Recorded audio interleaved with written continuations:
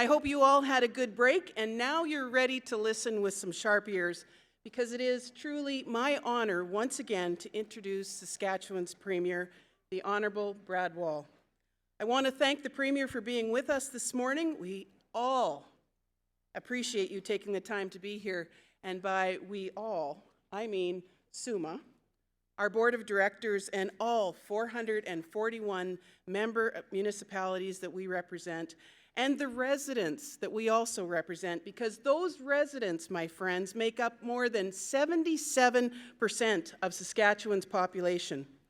It's a pleasure to see the Premier values the relationship between his government and ours enough to appear not just today, friends, but he's also returning Wednesday, and he's bringing friends to our Bear Pit session, and we always look forward to that.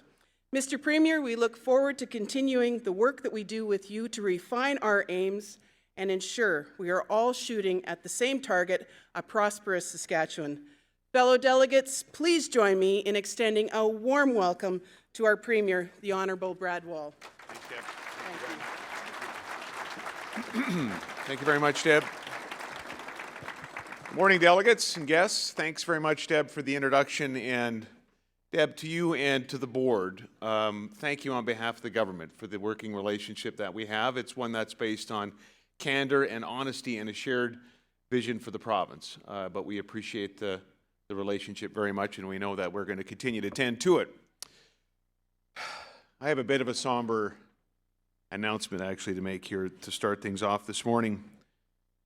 Councillors Wade Murray and Dave Knight, are you here? I hope they're here. There's Wade. Mayor Ross Apperly, Mayor Mike Nadamagan from Pine House, Mayor Deb Higgins. You've all been released by the Saskatchewan Rough Riders.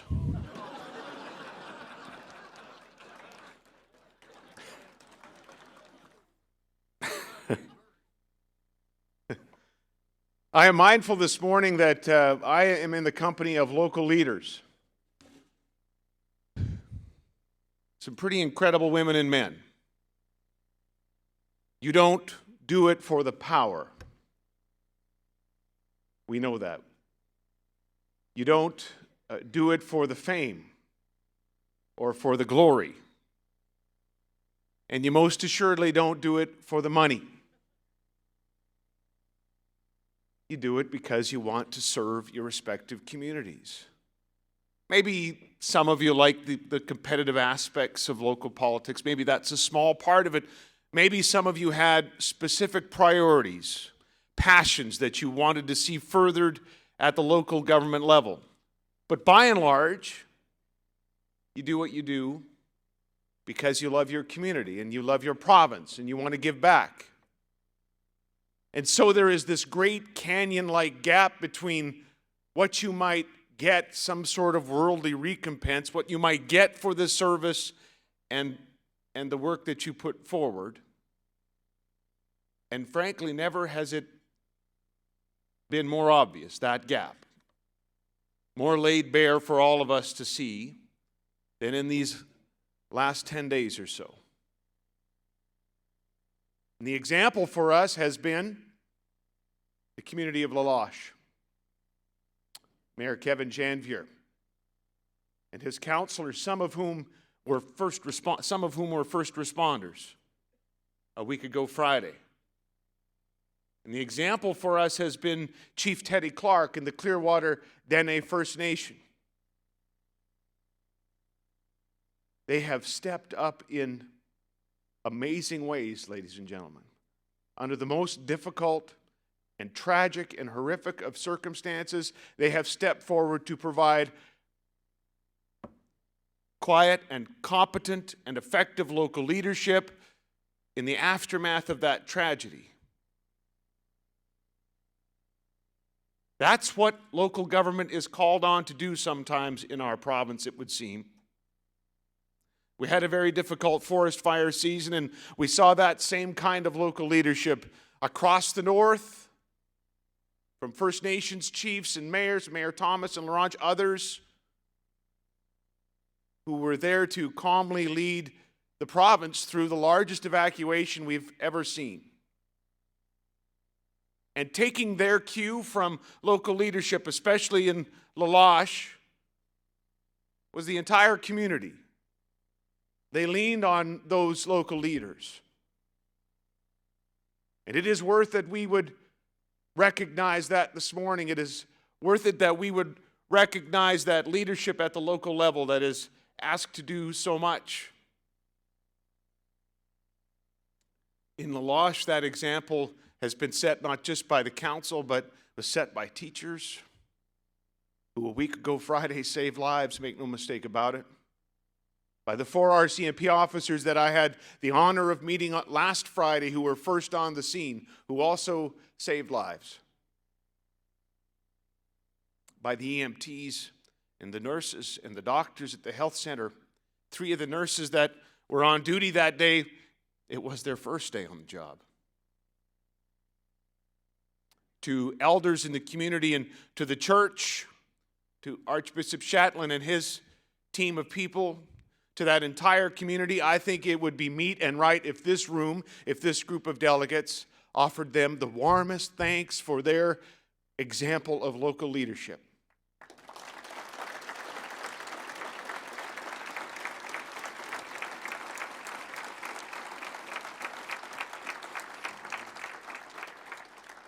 And I thank you on behalf of a grateful province that you have stepped forward in leadership as well at the local level. Ladies and gentlemen, this morning I want to talk a little bit about this last year we've had, the immediate future, the long-term future, and you know there's an election coming up. I'm not sure if you've heard about it or not. It's going to be roughly on or about the 4th of April. You'll be able to vote all day long until the polls close, probably about 8 p.m. And I do want to talk a little bit about that. So this speech might be just a little bit more political than it is, usually. The forest fires and the response to those fires, of course, came at a certain cost to the province of Saskatchewan. Happily, there were no major injuries and no loss of life. There were structures that were lost and there was resources that were well spent. It's going to cost roughly $100 million all told in terms of direct and indirect costs from the fires. Fortunately, we in the province of Saskatchewan have been and remain in a good position to respond to disasters. Not just from a financial perspective, but really as an economy. And in the north, we saw a strong corporate presence. We saw companies and business step forward to help through a very, very long forest fire season, because there are more of those kinds of companies now, and they have greater strength and the ability to contribute. In fact, I would submit to you today that notwithstanding low energy prices that have now been sliding since October of 14, this economy has never been stronger, has never been more diverse, has never been more resilient.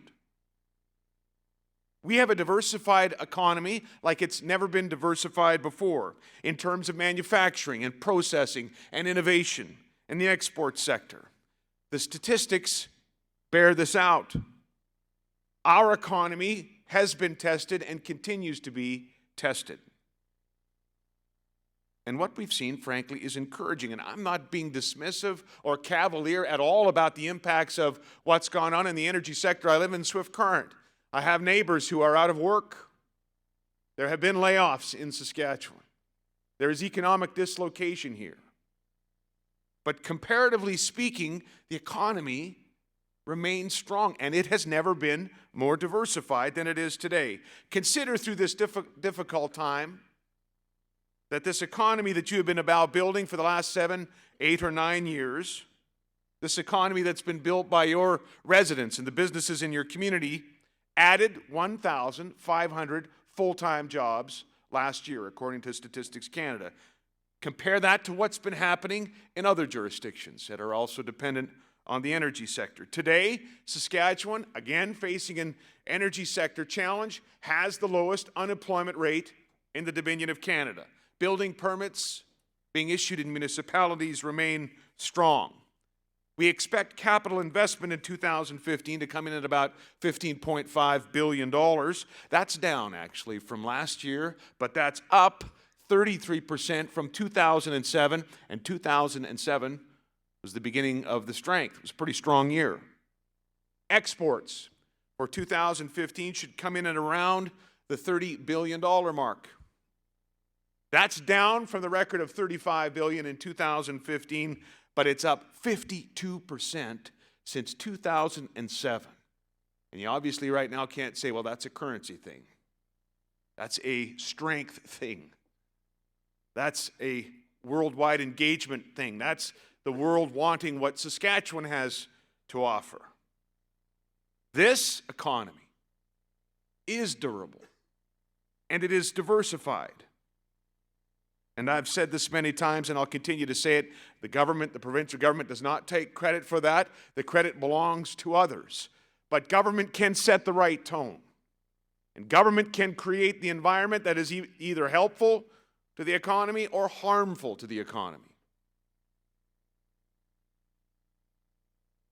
It has happened before in Saskatchewan, ladies and gentlemen, that the economy and the budget of the province, the finances of the province, sort of became delinked.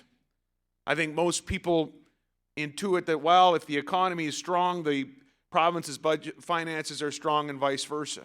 In 2009, we saw a near collapse in potash revenue and real softness in the budget, but still attendant economic strength. Jobs being created, people moving to Saskatchewan in significant numbers. I want to suggest to you that that same thing is happening today. This is the context for the important choices that I'd like to lay before you, important choices that we have considered carefully in government, and important choices that we have made that I want to announce this morning. There are, to be sure, some tough and short-term, emphasis on the short-term, fiscal challenges facing us, and therefore fiscal decisions that we need to make. We must, in my view, recognize the short-term nature of the challenges. We must not respond to them in a way that erodes the long-term potential of the province. We must maintain the vision of growth that we have shared these last many years, the aspirations that are worthy of the province of Saskatchewan with all of its resources and with its people, while being mindful that the underlying fundamentals of this province remain incredibly strong and the envy, frankly, of most other jurisdictions in North America. With respect to the short-term challenges, though, I can tell you what we face today. It won't be a surprise to any of you. Our government has serious revenue shortfalls. Serious revenue shortfalls. To deal with this, we have already been making difficult decisions. We've continued with our plan to control government spending, to reduce the size of government. In fact, our 4-year plan to reduce the size of government as measured by full-time equivalents by 15% has been achieved. It saves us $200 million annually, and we're working hard to control spending. In fact, we've seen reductions in spending in certain ministries and modest increases only in some of the larger ministries of government. And apart from the extra costs of the forest fire situation, our ministries, I can report to you, are hitting their targets. We've asked the Crown corporations in the new summary budgeting world to monitor their operational expenses, to control their spending, and they've been doing that as well. There isn't much room left, frankly, for cuts.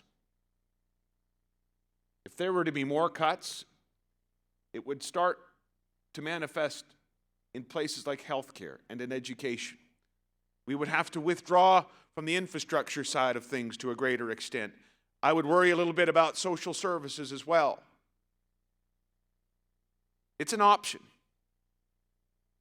But we don't think, I don't think, given that we're dealing with a temporary issue, that that's the right move for the province at this time. Whether or not we're going to get oil at 80 or 90 bucks again anytime soon, it will be back to 60, 55, 60 in the near to midterm. And by the way, when that happens, we'll come out on that end stronger than ever because our industry, of course, has been reducing its operating costs. But today, there's just not much room to reduce expenditures without getting in the way of healthcare delivery like we want to see it, or education services the way we want them, or social services at the availability that we would like them. We don't want to reduce revenue sharing. We've made a solemn promise to you. As long as we're the government, for however long that is, we've got that 1% formula. We're going to keep that 1% formula.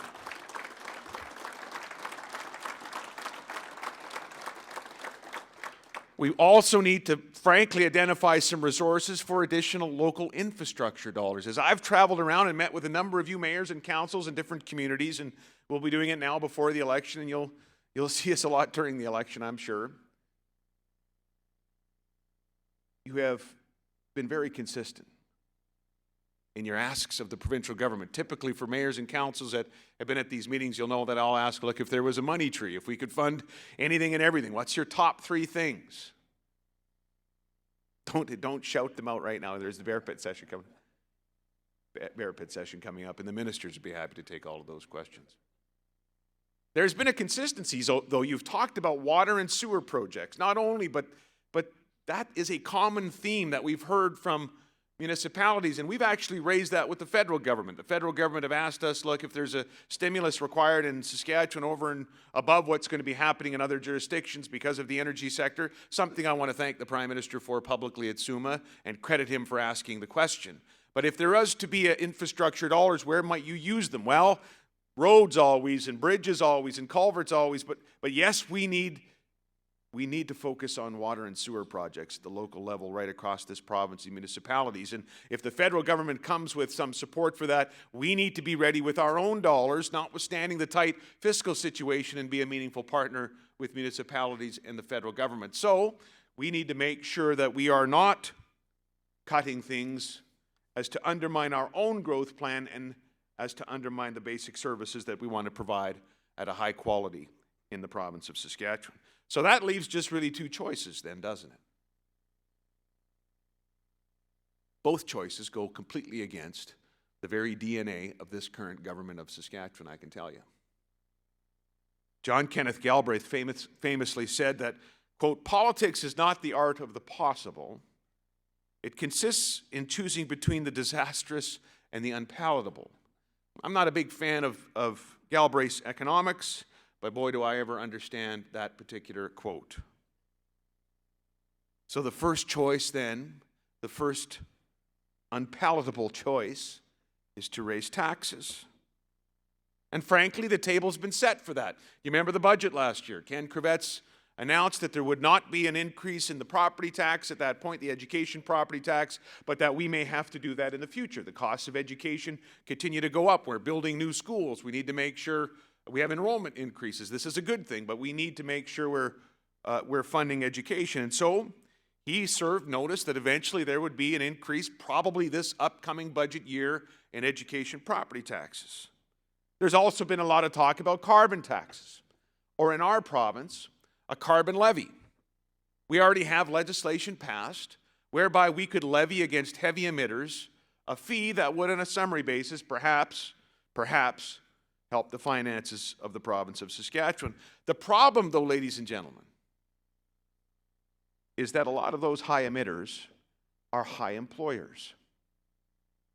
What would be the impact of any tax increase on the economy right now? What would be the impact on those who want to sustain the jobs that are here or create new jobs? I would rather, especially at this time, in the life of the province's economy, I would rather not increase taxes. We're going to have to move in that direction on that education tax, there's no doubt about it. But timing is everything. And one thing we've been able to portray to investors from outside the province and within the province as they look at other jurisdictions, other provinces, we've been able to say, if you invest here, you can expect stability and consistency. You can expect a competitive tax structure, competitive regulation. So this is the right place for you to invest and to create jobs. And frankly, right now, I want to keep saying those things to those prospective investors and those that are already here in terms of job retention and new job creation. So that leaves us with the last unpalatable choice, and that's to run a deficit for a short period of time. You may have noticed that deficits have become all the rage. They're in high fashion, delegates. Well, not at the municipal level. Economists have been advocating deficits in our country and the Western world, frankly, for some time, since really the meltdown in 2009. They point to the fact that interest rates are at an historical low. It's been noted that here in Saskatchewan, we have the capacity for more borrowing because our debt to GDP ratio is the second lowest in the country. And we have, for the first time ever, a AAA credit rating in Saskatchewan. In fact, you should know, we've seen our debt to GDP ratio fall from 20% in 2007, when we were elected, to 16.8% today. That's a roughly 20% reduction in the debt as a measure against the economy, in part because we've been paying off a little operational debt, and we've been, we, the royal we, not the government, overseeing a huge growth in the economy. In fact, if our debt to GDP ratio is 16.8%, it's worth noting that things are different in other provinces. In Ontario, the debt to GDP ratio is 47%. In Quebec, it's 65%. Probably a whole other speech there.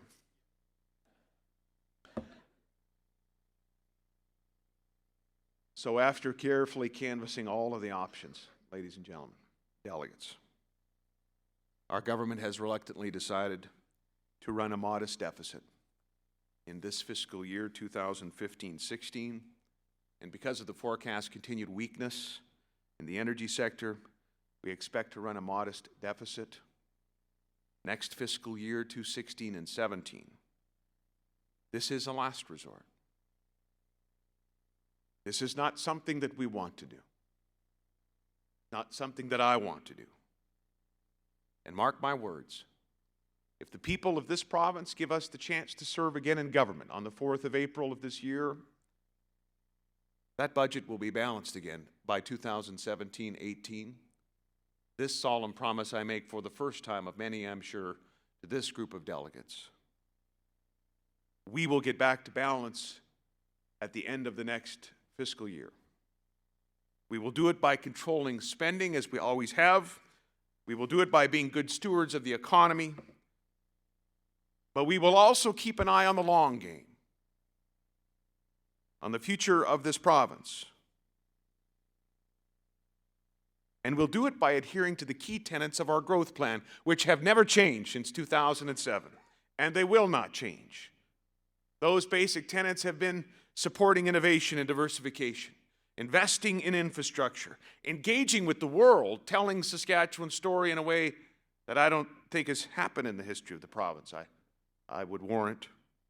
Expanding educational and training opportunities and ensuring overall competitiveness by keeping our taxes low and making sure our regulatory regime is competitive with any other place in Canada. Finally, the most important element of our growth plan has always been about fiscal responsibility and minding the finances of Saskatchewan, and we will continue to do that as well. There's one other aspect in our approach to government on the economic side that would remain unchanged should we have the opportunity and the honor to form government after the 4th of April. And that is that under a Saskatchewan party government, Saskatchewan would continue to have a strong voice on the national stage, especially on matters of the economy, especially on matters of interprovincial trade. If you'll permit me, just a few brief comments on the announcement last week of the federal government of a new process for approving pipelines. Let me be very clear. Our government believes that that every single government and frankly corporations involved in the extraction industry or the transmitting industry need to make environment a top priority. But I am puzzled by the new rules that have been announced by the federal government. The federal government has decided it will take more time to review the Trans Mountain Kinder Morgan project in British Columbia and Energy East. Energy East, of course, will have Saskatchewan oil in it. Energy East will result in a major capital investment in the Moosomin area. The review net will now go from 18 months to 27 months. And for the first time ever, the National Energy Board will be asked to assess the upstream greenhouse gas emissions associated with the pipeline project. Here we have a problem, ladies and gentlemen. A proper review is essential. A proper environmental review is absolutely vital. We support it. We think it existed within the old NEB framework. But these reviews must be fair, and they must be impartial, and they need to be conducted with scientific rigor. And I'm not sure, we're not sure these new rules meet that test. Frankly, it appears that the federal government, with this process, is treating the energy sector different than other sectors across the country that also move durable goods and, frankly, chemicals across Canada. I haven't heard the federal government ask, for example, the auto sector to consider its upstream greenhouse gas footprint when it comes to transporting to market. I haven't heard them ask that of chemicals that move across this country on rail car or any other good. This country is home to the third greatest oil reserve on the planet. This country has a better environmental record, a better human rights record than frankly, than I would wager than any other country that has oil to the extent that we have it. We should be proud of it. We should understand that moving that oil across the country is positive for all of Canada. It creates thousands of jobs and it funds transfers to every region of Canada. The Energy East pipeline is by and large a conversion. 2/3 of it exists today, ladies and gentlemen. The Energy East pipeline gives us the chance to stop importing oil to Canada from places like Saudi Arabia. The Energy East pipeline gives us the chance to add more value right here in Canada. And here's something else that it does. For as long as you've been involved in local politics, and this means you, Barry, that's how long I'm talking about. You have been, through your governments and through the industry, selling your oil at a discount because we've had one customer, the United States of America. That's it. So there's this differential, this gap. It's closing now. It's smaller than it has been in a while because of the low price, but it averages this gap, this differential, the price that we could be getting versus the price we're getting. It's cost on average the Treasury of the province of Saskatchewan $300 million in the budget a year. Cost the industry over $2 billion. We could use that right now, couldn't we? I appreciate that the Prime Minister has reached out, the federal government have reached out to Saskatchewan and Alberta, and I thank him for the offer of working on something maybe a little bit unique and different for Saskatchewan and Alberta, given our experience with the energy sector and those families that are out of work. But there's a shovel-ready infrastructure project that will cost the federal government nothing. That Energy East pipeline, it needs a champion. It needs a champion. And we encourage the federal government to be that champion.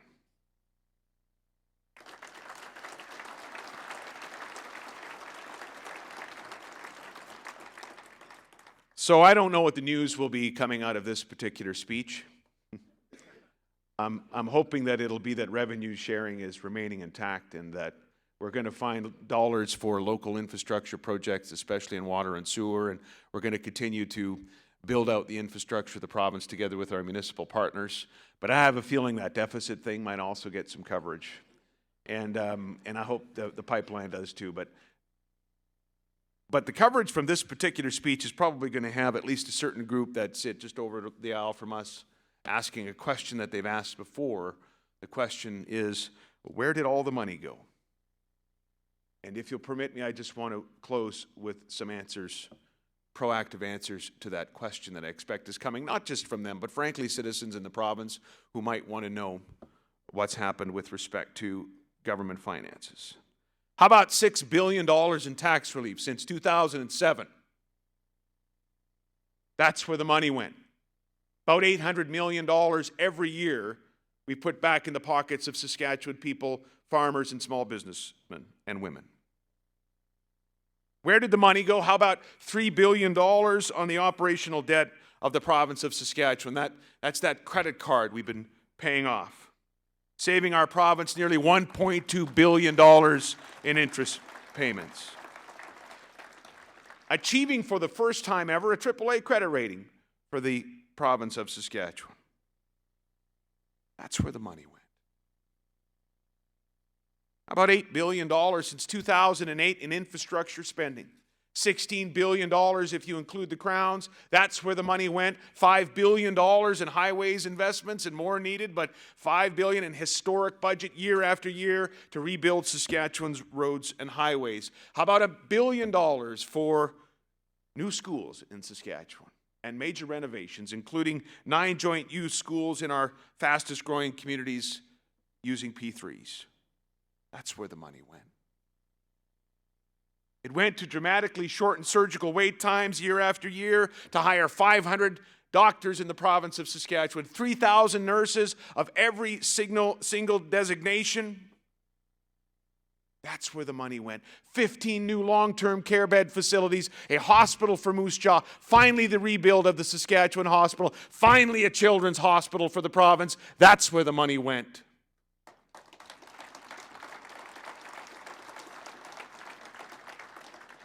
It went to help seniors. It went to help people with disabilities.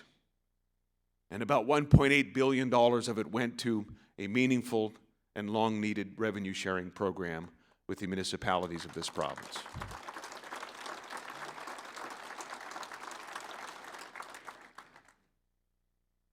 Here's a bit of the political part. Towards the end of the previous government's time in office, there was a lot of money in the bank. Let's remember that. There was a lot of money in the bank. And there was a lot of talk about the need for a better revenue sharing deal.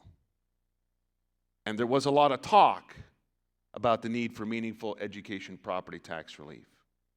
And there was a lot of talk about any number of tax measures that could help build the economy that we see before us today, or infrastructure projects that could help build the economy that we see before us today.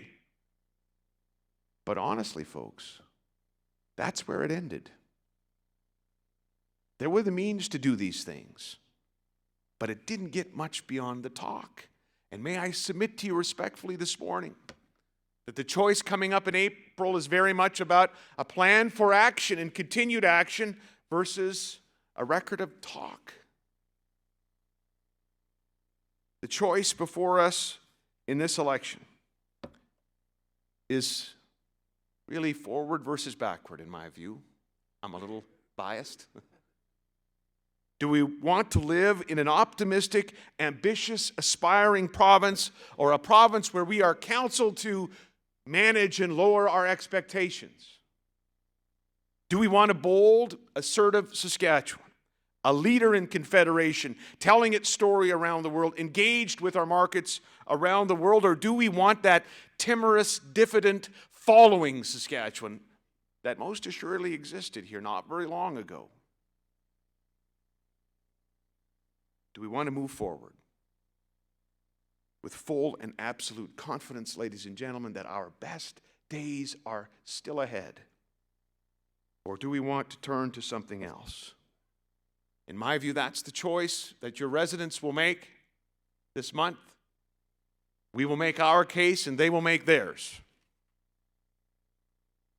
We will be reminding people, though, ladies and gentlemen, that today Saskatchewan is strong. Stronger than it has ever been. Let's keep it that way. Thanks for your time this morning.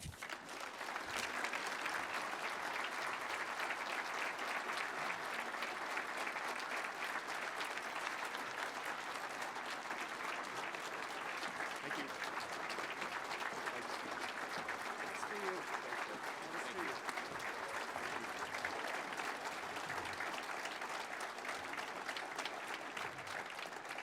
Oh, sure, I see how we roll here. The Premier gets a standing ovation, as he should, my friends, as he should. Thank you very much, Premier Wall. As I was listening to your words down lower, I was thinking that I wanted to say a huge thank you to you and the friends that you've brought from your government today, from the urban sector, a very grateful sector for the revenue sharing dollars that you have invested into our urban municipalities. We will continue to use them wisely, as I believe we have in the past, and we will continue to make investments in our communities with them. So thank you very much for that, first and foremost. And I also would like to say, if you need any suggestions where to invest that stimulus money, Weyburn City Council is sitting right over there. But I do also appreciate that your vision is beyond today.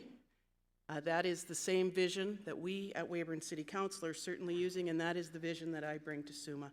And that's the vision I'm hearing from the delegates out on the floor. So I want to say a huge thank you for you coming today, but I also would like to appreciate that you have shared your valuable time with us and to recognize the time we're donating, as you know we always do, to the Mike Badham Scholarship on behalf of health. Thank you.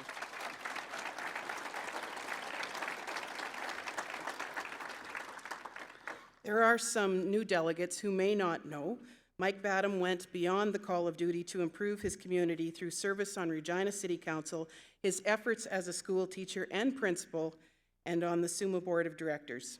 In honor of his passion for education, the Scholarship Fund was created to help support residents in the Faculty of Education at the University of Regina. We make the donation in his honor today and in your own dedication for the passion of Saskatchewan.